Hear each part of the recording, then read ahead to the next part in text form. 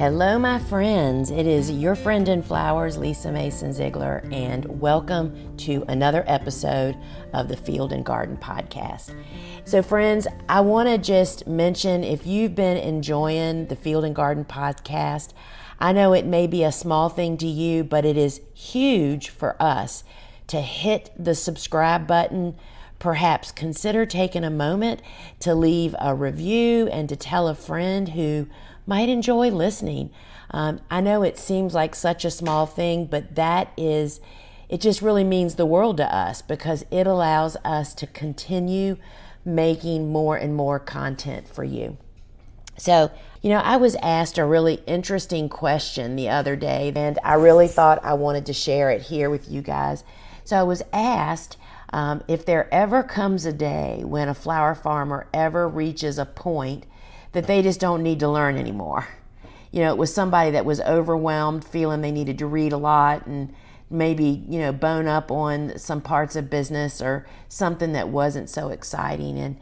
And my answer is, if there's one thing that I have learned through the years, is just how much I personally underestimated just the impact of revisiting the same resources multiple times on my journey.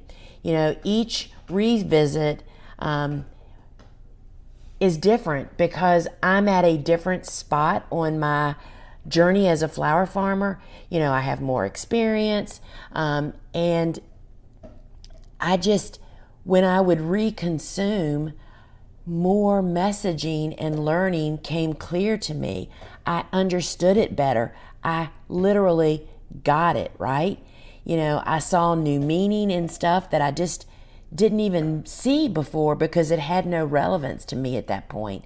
And I just didn't understand before. And I say this as a reminder to me and to you also, that revisiting what may seem like super simple resources to you at first are really a whole lot deeper. It's just that we don't get it yet. And I'm living that. Here I am revisiting some of the original resources that I started with 30 years ago. I think of Elliot Coleman's book, The New Organic Grower, which is just the foundation of how I learned to garden and then to farm. And the value is no less today just because I have read it multiple times through the years. So I just wanted to plant that seed as we're heading into the season. This is August. We'll be gathering up resources here soon to really snuggle down with them in the winter. And I just wanted to say, you may already have them. You just need to continually revisit them. So today's chat is really about it came from that same question somebody asked me, and it was about the reality of starting a flower farm. I think that most of us rush to the flowers, but there's so many other things. And I think the very first thought in my mind and foremost is the real reality of, why do you want to become a flower farmer? If you want to do anything well and do it for the long haul, you got to have a really great why are you doing it, right? Is it to create income? Is it because you love working with flowers? There are just so many considerations, because my speculation now, after being a commercial farmer, I did it for about 27 years of actively doing it, and then 3 years of not selling anymore, but still very involved in the business of flower farming, is that in this business, because I am involved in other types of businesses, that in this particular business of flower farming, more people come into this with very unrealistic ideas and a lot of lack of information and thought of why and how am I going to do this. There are other ways to work with flowers if that's what your love is. I just want to put that out there before we jump in. You can grow flowers, and even a lot of flowers, and not go into business. There are so many interesting, wonderful ways to do that. So I just wanted to say that as I get deeper in this, people are going to be like, oh my gosh, I had no idea, right? So I wanted to say there are other options. So let's just jump in here. And the one thing that also came really clear to me as I was doing this is each one of these talking points could be a whole podcast, workshop, class in itself. So I'm going to do my best to skim through to give you that peek, not all the details you need, but a look at what some of the different aspects of going into the business of flower farming. And the very first thing I want to say is, what is a flower farm? A flower farm is growing, usually in high volume, cut flowers to sell. I see a lot of people, particularly newbies, that tack on a lot of additional business pieces onto that out of the gate, like people wanting to sell arrangements. Do you know what the word arrangement is about? That's about somebody that has knowledge and skill to create beautiful flower arrangements that people then pay you money for. That's not something you just are born to know. And so for me, I'll give you my definition of flower farming. For me, flower farming is that we produced high quality, beautiful cut flowers. And then we passed it along to the people that do the rest of those things with. That was my niche. I think that's why I was able to scale. I didn't focus on a bunch of different stuff. I focused on growing a diverse group of flowers that grew in what I had available, all outdoor garden space, and then found a way to profitably and sustainably, meaning I could keep doing it year after year, to sell it to other people instead of, doing a lot of other stuff. I did several farmers markets, all of which were near rivers, or in very windy sites. I can't imagine the additional steps and stuff needed to have done like I see a lot of people do. And I'm not saying if it's right or wrong, is these mason jar little arrangements. That's a whole nother can of worms, keeping those from blowing over, from breaking, having them available, being able to sell them for enough that you make money doing it. So when I talk about flower farming, I'm talking about the producing quality cut flowers to sell in a vast different group of ways. So that's it. So my first talking point or thought is your startup costs. And I should start this by saying in this scenario is for the person that already owns some land, whether it's a big backyard like I happen to have had. This is not including ways to go out and fund buying a piece of land, because that's what keeps most people from ever starting a farm. I mean, it's getting the land. It's so often you talk to people that have inherited land, married into land, or it's their home and they happen to have space available. I'm not saying you can't ultimately buy land, because I ultimately did buy more land. But this scenario is for the person that is not having enough money to purchase land, okay? So in my world today, didn't used to be this way, cash is king. And particularly in starting and sustaining a business that can go the long haul. When you start with cash, you are less likely to overspend. It is so easy, y'all, to hand over a credit card when you're buying stuff and to not give some really deep thought and consideration. But when you have to look at your bank account to see, is it there to actually make the purchase? It truly, I didn't used to believe this. It is so true, y'all. I have seen it. I've seen the statistics. It is so very true.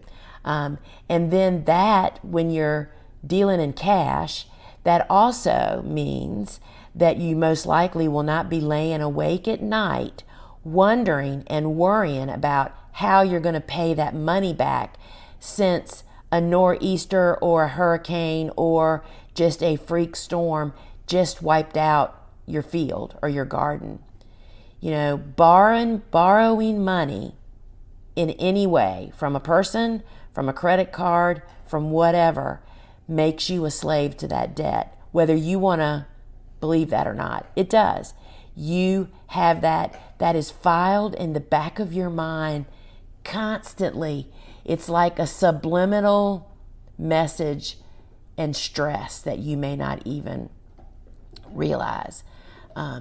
So I know, because I have lived it, you know, it is doable to start on the positive and stay there. And you start on the positive by not having debt, by having some cash, and then being smart and focused on how you go about this. So starting small with, I'm going to say $3,000, you can do it. I know you can do it because I know people that have done it.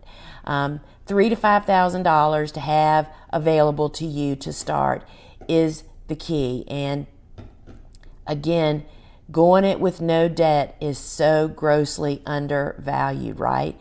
And the number of folks that spend money that they don't really have on stuff they don't even know if they need it or not yet, right? All with not having sold a flower yet.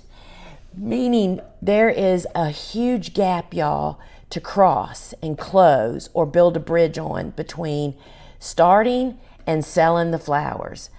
Because most folks don't ever focus on building that bridge to cross that gap, meaning no debt and that crushing pressure that comes from that, it has become a leading cause of the high, that failure rate, I guess we'll call it, because the pressure alone drives people out. You know, I'm already feeling like I need to tell you something that's not in my notes. You know, it makes such clear sense on a piece of paper to say, okay, if I buy X number of lily bulbs and pay, let's just say, I'm guessing, 50 cents a bulb for them, and I see on, you know, the USDA price list that lilies are selling for $4.50 a stem. My goodness, I can certainly make money doing that. And then you buy them on credit because you've convinced yourself that you can make that money back. And then, you know, you didn't even take into account that, you know, you don't know how to grow lilies. Deer eat lilies. Botrytis is a disease that gobbles up lilies. There are so many things you just don't think about. And then the lily bill comes. And guess what? You really didn't have but a fraction of those lilies to actually maybe sell. And by the way, did you have customers that are willing to pay you $4.50 a stem? Do you see where I'm going? It's like it looks, I see how it happens. It happened to me 30 years ago. On paper, it looks so simple, but friends, nothing good is that simple. All right. So if you don't have $3,000 to $5,000, then here is your wake-up call. You need to get a side hustle now to create that. And if you can't manage doing that, I'm just, you know, my filter's gone, y'all. I'm just sorry to say that you may not be cut out to be a business owner, because that is like a BB in the Astrodome compared to the challenge and things you're going to be facing as a business owner. To say that, all right, I'm going to put starting my business on hold for 6 months while I work a part-time job to gather this money, if that's what it takes, or you sell something, you do whatever it takes to have your pile of cash as king to start your business, right? And the number of folks that just don't see that is really, really high. You know, you want your new nickname to be the hustler, because that's what it actually takes to be a flower farmer. You know, I heard the funniest phrase one time. I was listening to somebody talk about, you know, getting out of debt, people that were in huge debt, and they were talking to him about how to get out. And the number one thing he said, and I thought that is the best line I have ever heard. He was talking about, the first thing is, the only way that you're ever going to see the inside of a restaurant until 3 years from now when you're out of debt is if you're working there as a part-time job. And that's the mentality you've really got to take on, y'all. You have to get a hustler's mentality, and the first step is to get the cash to start your business, okay? So that's the end of that one. I could go on, but I'm not. So another area is the fluctuation of seasonality of flower farming. It is really highly seasonal because most of us, like me, are growing outside in a garden. And even if you grow in structures, you're still not producing year round. There are some, Dave Dowling did that, heated greenhouses. I mean, that's like after you've been a flower farmer for 5 to 10 years, right? That's not reality today for you where you're coming from. And so flower farming really doesn't hit most of those traditional holidays. You're thinking Valentine's and Christmas and Thanksgiving and all those times that people, it's just easier to sell stuff then, right?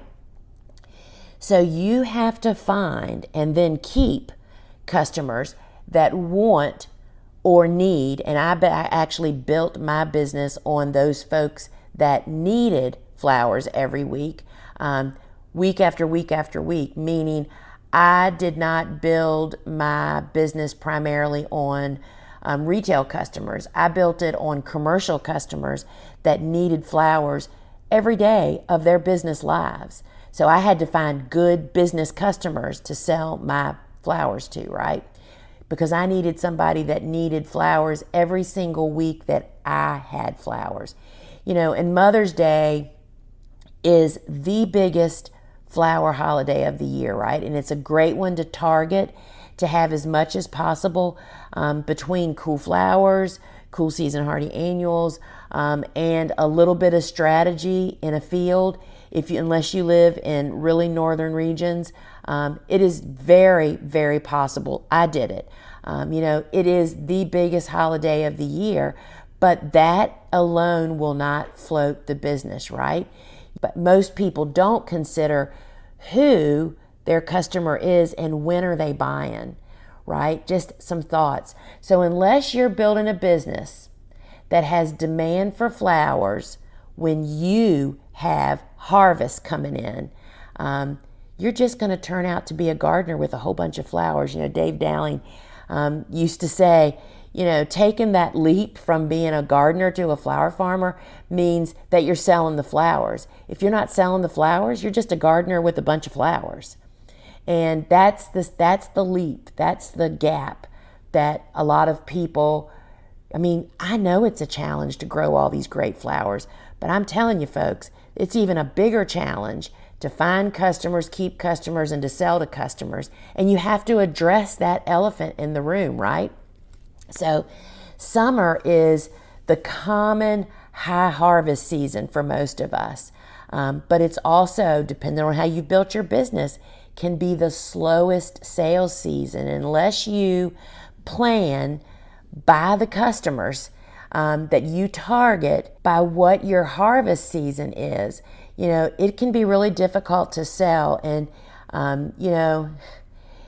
you have to be really careful to plan who you target as your customers. It's like if you spend all your time focusing on you're going to be in a farmer's market in your first year, and you haven't even thought to ask the market manager, what's the foot traffic like in May? We know it would be high. What's the foot traffic like in July and August? Totally different market. But guess what? That's when most people are overcoming flowers. You have to take all that in to consideration. And I will just rabbit hole here. I spent probably about 5 or 6 years composting and eating a lot of flowers in the middle of summer until I finally figured it out, and how to target and to be the staple flowers for my commercial customers instead of being the icing on their cake, to be the person they relied on. And it takes time to do that, y'all. You're not going to do that in your first or second year, but that is the goal of your business. You got to think about that seasonality of the up and down of the flower business and the weather business if you grow as a domestic flower farmer. So let's talk about weather. That is another great point. And flower farming is heavily dependent on weather conditions, and whether you have structures or not, it still affects you. We have so many wind events that affect people with structures, that doesn't make you not have to figure out what you're going to do, right? We know it's unpredictable, and it can have significant impact on your crop yields and quality. And it is a constant battle that never, ever goes away, y'all. I live in Hurricane Alley on the East Coast in the Mid-Atlantic, and I mean, the good news for us is we know long before a hurricane's going to get here, usually. I mean, that can be crazy too, but it is these Thursday afternoon, 4 o'clock, 60 mile an hour winds with torrential down rain for 10 minutes that really wreak havoc. And you just have to be prepared for that because it is a reality. And, I want to say here again, when you follow the cash is king business, this is easier to swallow sometimes. I am also a big believer in having, if you've not been hanging with me very long, perhaps one of the things that I find most helpful and makes me sleep good at night is having backup plans for stuff and having retained earnings. And what that is your business savings account, your business emergency fund can help you during crazy weather events. One year we lost like $5,000 worth of sunflowers literally on a Thursday afternoon in 10 minutes. That's why I always use that as an example. They all laid down and they were not far enough along to be harvested before they bent. And it just, that backup fund, which I hate like the dickens dipping into, but that's what it's for. And that's what helps me to sleep at night, to say, okay, I can meet my obligations, your utilities or whatever it is that you face when that storm flattens your field. The times are, those times are when you pat yourself on the back for not having debt commitments and to having that little bit of a savings account. I can't tell y'all how that's the best sleeping pill I ever got, was having backup funds. And it is not easy to do. It is slow and low, but it definitely, that's when compounding is really on your side. All right, let's talk about another reality of flower farming, and that is pests and diseases. Flowers are certainly susceptible to a vast variety of issues, which can be challenging to manage and can lead to, all kinds of losses if not addressed properly. And I just want to pause for just a moment here to share a thought. I'm going to continue on with what my take is on pests and disease. But let's take a pause for a thought because you're here and you're part of my group of, field and garden listeners. I'm going to assume you have a great big old interest in learning more about growing flowers, whether it's for pleasure or for profit. And I just want you to know that over at thegardenersworkshop.com, we offer a vast selection of paid and free resources to help you on your gardening and growing journey.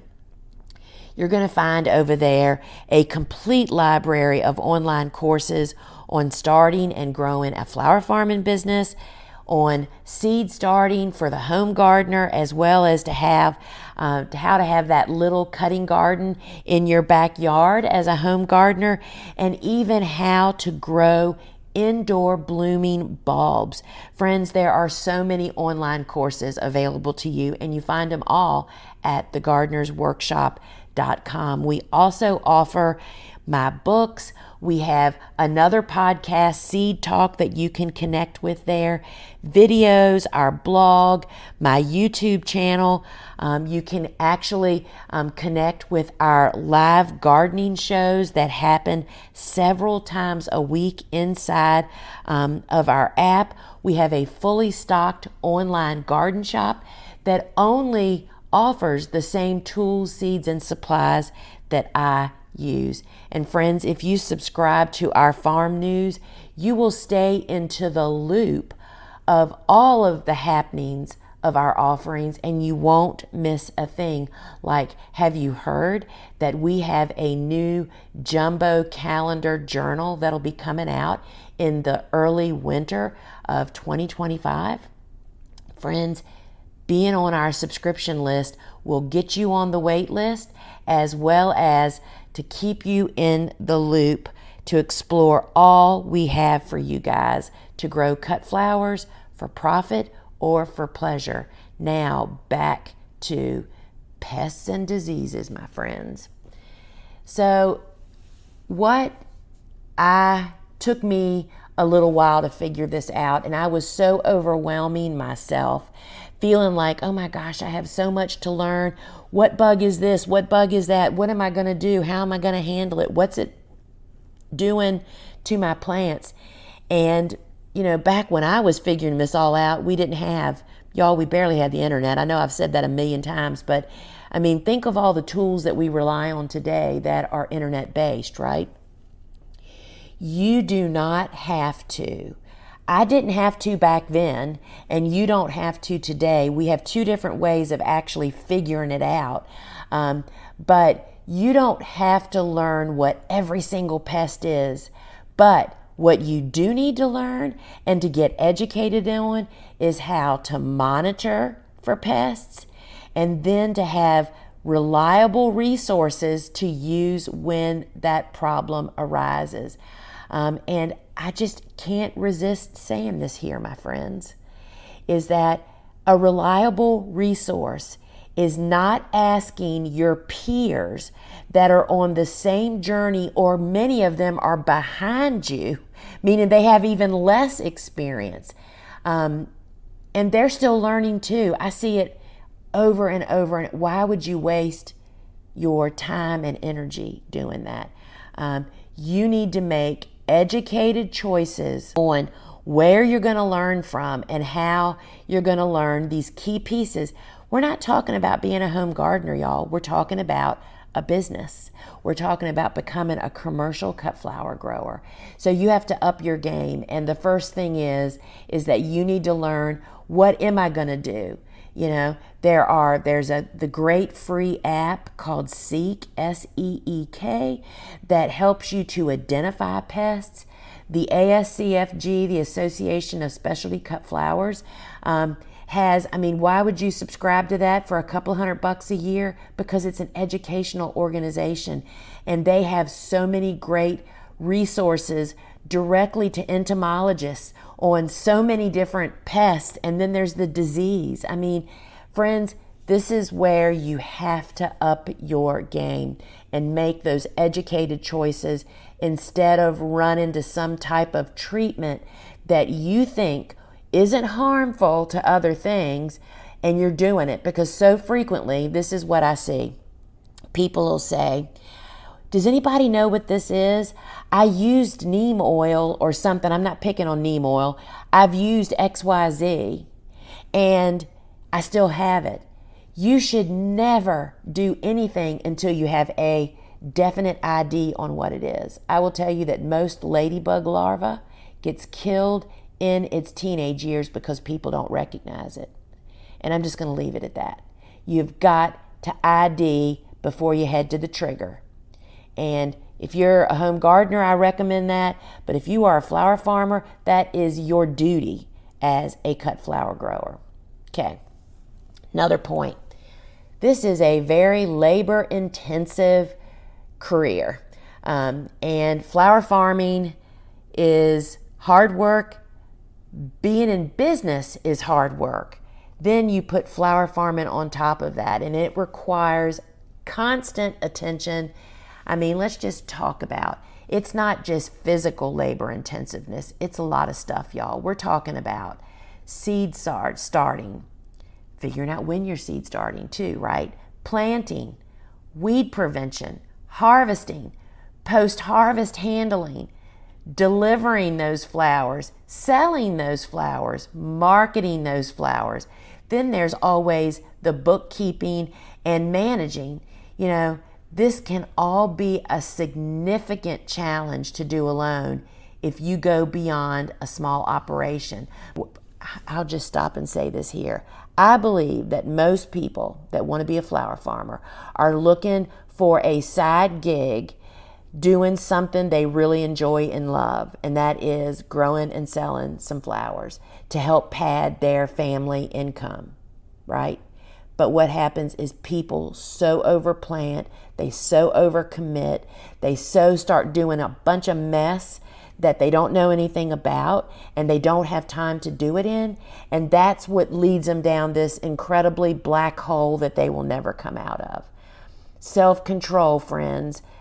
Something I heard as a business owner, it wasn't really talking about flower farming, is that a CEO, a leader of a business, should say no 97% of the time. There's no lack of new ideas, y'all. It is the self-control of the ones to actually pursue. And so my belief is that most people, not everybody, I have friends like the Adams for Sunny Meadows, the Arnowskis of Texas Specialty. There are so many people that flower farming is their family business and their family livelihood. I think they are the exception instead of the rule. But most people never make it into a small business that one person could manage when you practice self-control, which means you stay sustainable and profitable. And because if you go big guns, what I'm getting to on this is there's something else you need to add to that long list of, you know, labor intensive things you have to do. And that's going to be, then you need to start managing employees because you're going to have help. And that's not where most people want to go. I hear that all the time from people, but they bury their self alive in more labor to be done because they don't focus on what their true why was in the very beginning. Okay, we're going to move on, y'all. The next one, marketing and sales. You know, being an effective marketer and seller isn't something you achieve success on. It is for every single day for the rest of your business life. And that's something that I did not understand. I did not get that. You don't just find a group of customers and think, all right, I am set now. All I have to do is grow flowers and deliver them, right?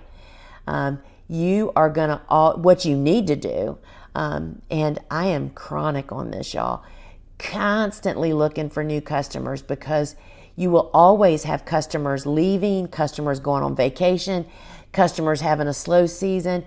You always need more customers than you have.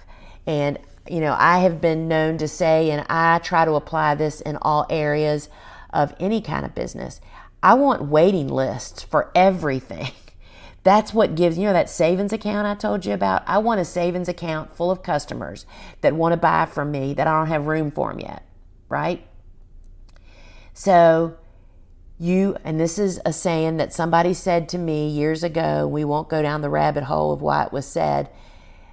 He was in the sales business and he said to me, I was telling him about a great sale I had, and he said, you do realize that you are only as good as your last sales. You know what that means? That last big sales win, that's great, but now you need to do that next week, the week after, and the week after, and the week after. Truly, if you don't want to be in the game of business, you know, and I heard somebody say this years ago, business is a game, and if you don't like it, you better get out now. I totally agree with that now. If you if it is really causing you pain, you just need to get out now. Just don't start.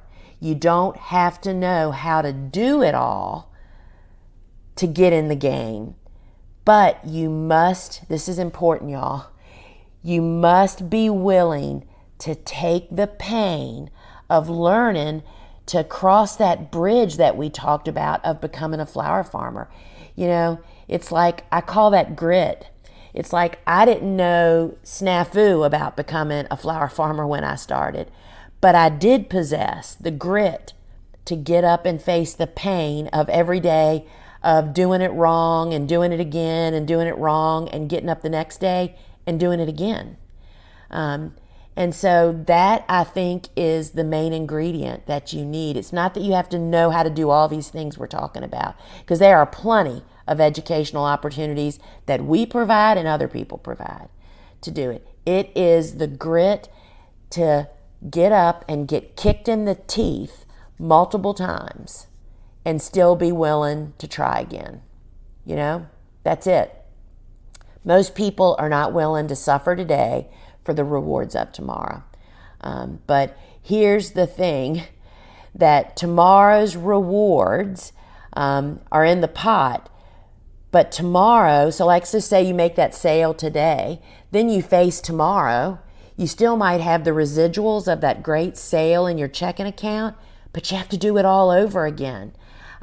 It's the same boring stuff over and over again, and you're going to face new challenges at every level. You know, when I first opened this podcast, I talked about revisiting the same old, that I revisit the same old resources, because I'm learning now that they really had everything I needed to go from A to Z. I just thought I needed to read 7 other books, honestly. And because with each new day, and you are enjoying those successes, the next day is full of new challenges, and you just have to have, it's not that you're not allowed to have bad days. If you just ask the people on my team how many times I've been talked off the cliff of quitting, of stopping business, of ending it all.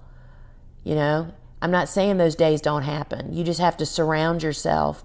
You know, if you don't have a team like I do, then that is the group of people that you commiserate with, which, by the way, you should be commiserating with people that know more than you, that are going to the same place or are already there. There's no benefit to waste your business time with people that haven't done what you want to do. And I got to move on, y'all. So, you know, let me find my space here. You know, if you aren't a people person, we're still talking about marketing and sales. If you say, because I hear this, I'm not a people person, that is definitely a personal decision. That is not something you're born with, y'all. That is a choice that you have made. You either need to change your mind and get retrained and become a people person, or don't go into business, because all business requires strong relationships. And I just can't even tell you how many times I've gone to do business with a business, and it's like, do these people, have they ever listened to themselves, the way that they talk to people or the way that they appear to people? You really have to connect with other people to run a successful business, certainly to lead, but even to run a one-man show. So let's move on. Regulations and compliance. You know, when I built Flower Farming School online, this was the hardest thing I ever did. I made the first class about the stuff that most people are terrified to face and are scared of. And that's the legal and protection part of setting up a business. It's the most common step that people in this industry just sidestep, because it is so easy to slide in the back door and start selling flowers without having to go through all this rigmarole, right? Because you just start growing more flowers and then you just start selling them, right? You know, you can't do that. You can't open a car lot and do that. You can't start a restaurant and do it that way, right? There's just too many loopholes you have to jump through to legally just to be able to physically do it, right? So most people sidestep this when they're going into business, taking that plunge from being a gardener to selling flowers and becoming a cut flower grower. But I want to tell you a really frightening fact. The day that you accept $1 for a flower that you produced, you are most likely legally in business, whether you are set up and protected or not. I'm going to say that again. The day that you accept the first dollar for a flower that you have sold, or a vegetable, anything you produced, it is most likely that you are legally considered already in business. It's up to you whether you and your home are protected. What that means, I'm talking about following rules and regulations and being properly insured. And I'm not going to go down a rabbit hole. I do remember one time just talking a little bit about this. I was actually speaking at an ASCFG. It was the national conference. I think the year was 2016. I remember because the conference happened during the election. The presidential election is the only reason I remember all this. And I don't even know what my topic was, but somebody asked me the question. We were talking about people coming to your property, whether it was for a workshop or to pick up flowers or a U-pick or whatever it was. I think it was probably a U-pick. And I said from the stage, the person said, but if I have people sign a release, I'm fine then, right? I don't have to worry about that. And I said, you can have people sign a release all you want, but that does not mean that person still cannot sue you. That has no legal standing whatsoever.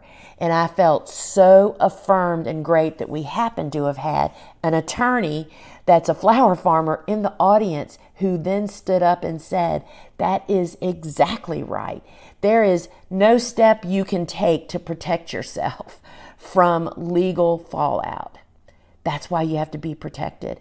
And so, getting back to this whole point is just because you have been too afraid to protect yourself does not mean that your back door is not wide open to burglars and people coming in. And what I mean by that is stuff happens, y'all. I had a customer literally drive her car through the side of my building and almost taken my sister out. And it cost a ton of money to get my building fixed. And we were protected. So the legal and protection part of this is real, and I suggest it be your first step and your first investigation. So then let's talk about competition. When there is a big old swimming pool full of selections for your customers, which is having multiple competitors, right? Every customer is looking for something specific to them, whether that is like amazing customer service. That can be two different things. It can be some people come to the farmers markets because they love the little visit they have with their flower farmer. Then there's other customers that would be like me. I'd like the flower farmer that just takes my money and hands me my flowers because I got a lot to do. I got to move on. Do you know what I mean? You just never know what that customer service is. But that's just one little piece. Then, of course, there's the quality. Then there's the availability. And there is just so much. Setting yourself apart from others is the key, and then sticking with it. And people say there's just so many flower farmers where I am. Well, I don't know about you, but here in my city, there is literally 2 drugstores on every major intersection. And we have like 20 major intersections in my city. I'm not kidding. Why do you think there's so many drugstores? Because people are looking for different stuff. They all sell basically the same stuff, but it's based on their experience when they go there. Either it's convenient, or somebody was nasty to them, or the parking is tough in that one. Do you see what I'm saying? Competition is not really the problem. And here's a great example of how customers' needs really dictate who they buy from and how that can change over time. So we had a customer, or we were at a farmer's markets for many years, and there was this customer that they didn't buy from us. They went. There was a couple other flower vendors there, and because their need changed. So let's just say they were buying flowers every week from another vendor, and they bought a lot of flowers. They weren't just to come get one little bouquet. They bought multiple good bouquets. They were a serious flower lover. And they came to the market every single week, right? And they went to this one flower farmer. Then their life circumstances changed, and they couldn't come to the markets on Saturdays anymore. And it really was an issue for them. But guess what?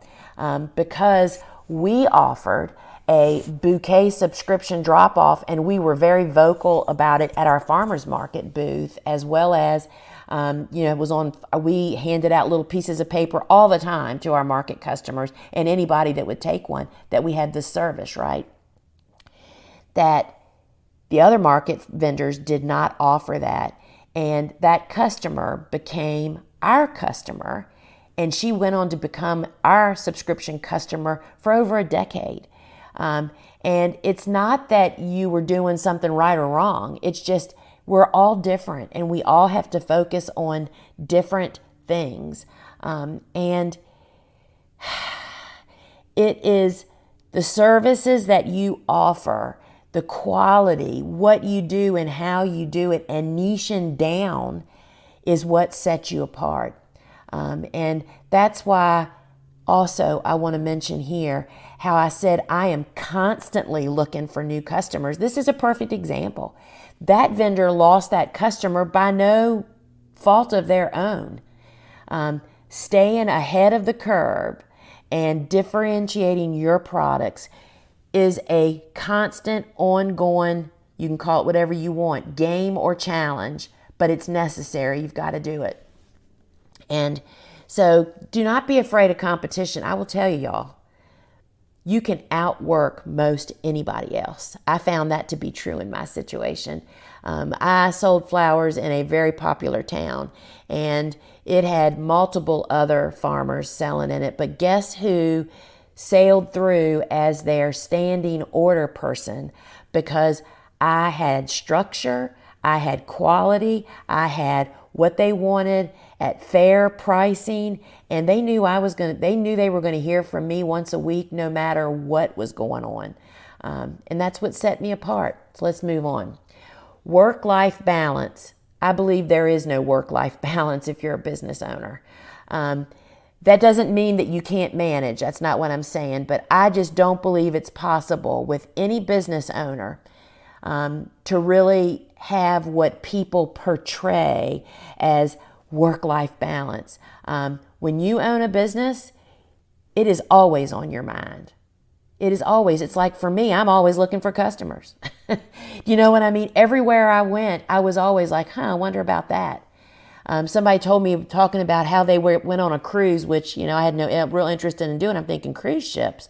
Well, I live right across from a cruise port in the city that's next to me. I wonder where they buy their flowers. Do you see what I mean?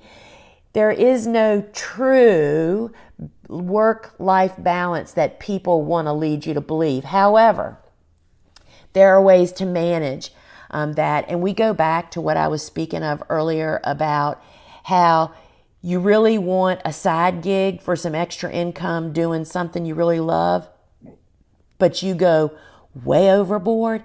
You're like the gardener gone wild, but yet you're trying to be a flower farmer with a small side hustle. That's the whole problem right there, right? And it's however, the ways that we draw a line in the sand is how we create balance.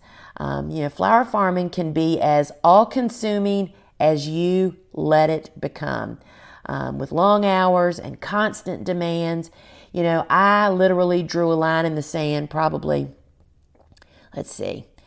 1998, I would say probably in 2007 or 8, maybe 2010. I woke up one day and realized I was killing myself. I never got it all done anyway, so let's figure this out. I literally said, I'm walking across the driveway, at 6 a.m. every morning, and I'm walking back across it, depending on where I was in high production years, at 2, 3, or 4 o'clock. And that meant in the evening, I did not go back out and work unless there was some special circumstance. You are the only person, the boss, that can draw that line and make it happen. So I think it's unicorns and fairies to think about the life balance that people portray, but you can have a life. But you're the only one that can do it. And I think we create our own messes. So friends, the last one is to create your patience and perseverance. Building a successful flower farming business often requires years. I'm not even going to say often, it does require years of dedication and hard work. And the ability to adapt and change with your conditions, your life conditions, the market conditions, the competition. I was just talking yesterday, I met the landscaper that I use when we need one at an organization that I help out with. And when I said, hey, how you doing? He said, and he's got a big landscaping company. I'm so impressed with him. He's kind of a young guy. He's in mid-30s probably. And yesterday when I said, how's it going? He said, well, we've had a big transition the last 2 years since I saw you last. And then he just went on to tell me that he had to wake up. He gave up all these huge commercial properties, like, 400 units, like doing subdivisions, I guess, or apartment complexes. And he said, I realized that it was eating us all alive. And I'm saying to you, friends, that is so smart to realize what you've been doing for the last maybe 5 years. Maybe it's creating cash flow, but your life is not good. Your business is not good. Your employees are not happy. Flexibility is one of the, I said grit is the most important ingredient to have in a flower, in any business. I think, and then being flexible to realize, ditch it and move on. And I think that's another one of my strong character traits. And I think that's from being dyslexic. I am willing to trash no matter how much money I've spent, matter how much time I've spent. I'm willing to say, okay, forget that. What's next? That's a great trait to have. And that is what fuels perseverance. And most flower farmers underestimate how much time and effort it's required to make a successful business. And, I'm going to wrap it up here, friends. No business owner or potential business owner has a short list of great ideas. The ideas are not the issue. It's what happens next that leads to success. And I just want to say, if you want to start a business, you can definitely do it. You just need to go in it with your eyes wide open. And remember to eat the ugly frog first for the best outcome, and to face the realities of starting a business before you do it. And this does not mean to spend years planning and plotting. It means jump in and just consider that, give yourself a deadline. Take 3 months. Get your facts and then do it, friends. Build the bridge that you and your flower farming business can use for the years to come. And friends, that's a wrap. Thanks for joining me here today. And remember, when the day comes that you have a need for education, tools, seeds, or supplies, or just general encouragement, head over to thegardenersworkshop.com, because everything we do, friend, we do it for you. Ciao.